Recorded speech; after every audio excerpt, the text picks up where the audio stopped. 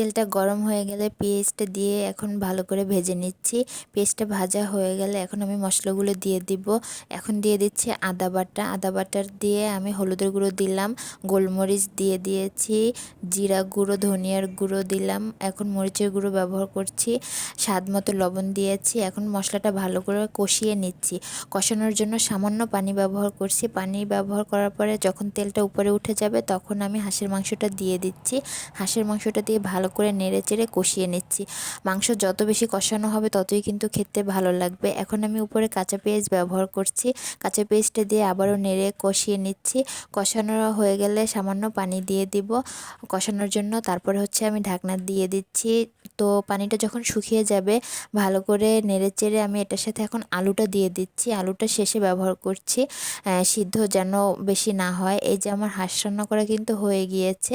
হাঁস রান্নার ফাইনাল লুকটা দেখেন, দেখতে যেরকম ভালো লাগছে খেতেও কিন্তু দারুণ হয়েছে।